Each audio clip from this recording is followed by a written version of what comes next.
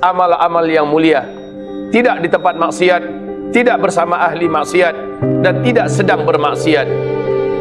Kita berharap, memohon dan berdoa kepada Allah agar Allah mengistiqomahkan kita di atas kebaikan ini sampai kita menghembuskan nafas terakhir kita. Amin.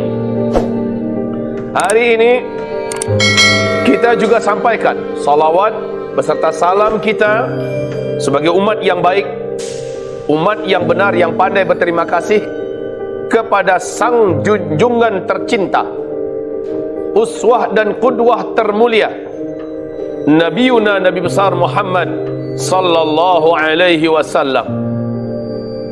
Alhamdulillah, perjuangan pengorbanan yang beliau lakukan tidak sia-sia sampai kepada Indonesia. Dakwah beliau dibawa oleh para sahabat-sahabatnya, dan sampai pada hari ini kita dapat menikmati perjuangan tersebut. Maka sudah sangat pantas bila kita beradab kepada beliau, rajin mengucapkan salawat dan salam terhadapnya sebagai bentuk umat yang benar, umat yang pandai berterima kasih. Allahumma salli ala hadhan nabi wa ala alihi wa sahbihi wa man tabi'ahu bi ihsanin ila yaumiddin. Amma ba'du, ibarat Allah yang kami muliakan, dari jam 6 sampai jam 8 telah sampai berita berkembang dan menyebar 2 orang ulama, 4 orang ulama, pimpinan-pimpinan pondok pesantren, da'i-da'i yang terkenal meninggal dunia hanya dalam 2 jam. Kiai Haji Qahwatul Adib Munawar di pondok pesantren Langitan. Yang kedua Habib Tahir Abdullah Al-Kaf dari Tegal. Yang ketiga Kiai Haji Faiq Rabayan dari Jepara. Dan yang keempat Habib Umar bin Aqil bin Yahya dari Gresik. 4 ulama dalam 2 jam, dan ini sulit menemukan penggantinya. Hari ini ada camat yang meninggal, ribuan calon camat akan siap menggantikan. Hari ini gubernur meninggal, antri orang bahkan dengan cara apapun bisa menduduki posisinya. Hari ini presiden meninggal, dengan cara apapun akan banyak yang mau mendapati posisi itu. Tapi kalau satu ulama yang meninggal, maka siapakah yang akan menggantinya? Berapa tahun lagi atau berapa puluh tahun lagi kita butuh waktu untuk menunggu munculnya ulama-ulama berikutnya. Dari bulan Februari sampai bulan November, 92 orang ulama lurus yang telah Allah wafatkan dari Republik Indonesia ini. 92 orang ulama garis lurus. Mereka ulama yang tabah, yang sabar, yang ikhlas, yang keilmuannya mendalam. Baik itu dari Nahdlatul Ulama khususnya yang bergaris lurus, ataupun dari Muhammadiyah dan lain-lainnya. Bahkan yang terbaru, 2 orang ulama besar Saudi beberapa hari belakangan meninggal dunia. Saudara-saudaraku, susul menyusul. Sekarang ini ada beberapa kiai kita, ada beberapa ulama kita yang sedang dalam kondisi berat, bahkan ada yang kritis. Para ulama Allah ambil dalam waktu yang sangat berdekatan. Saudara-saudaraku, dengan krisis Suriah yang ada, para ulama-ulama kelas dunia meninggal dunia dengan cara dibunuh. Di Yaman dengan huru-hara dan kekacauan sekarang, tidak sedikit masyayikh di sana yang meninggal dunia karena tua, karena sakit, dan banyak yang dibunuh. Di Arab Saudi, penangkapan besar-besaran terjadi kepada para alim ulama. Maka dalam hadis riwayat Imam Bukhari, Rasulullah sallallahu alaihi wasallam bersabda, "Innallaha la yaqbidul ilma intiza'an." Sesungguhnya Allah Subhanahu wa taala tidaklah akan mengangkat ilmu ini secara satu kali cabut. Tidak demikian. Tetapi Allah Subhanahu wa taala akan mengangkat ilmu dari manusia, yantazi'uhu minan nas, walakin yantazi'uhu biqabdil ulama. Ini hadis sahih Bukhari Muslim, lafaznya bimautil ulama, dengan kematian para alim ulama.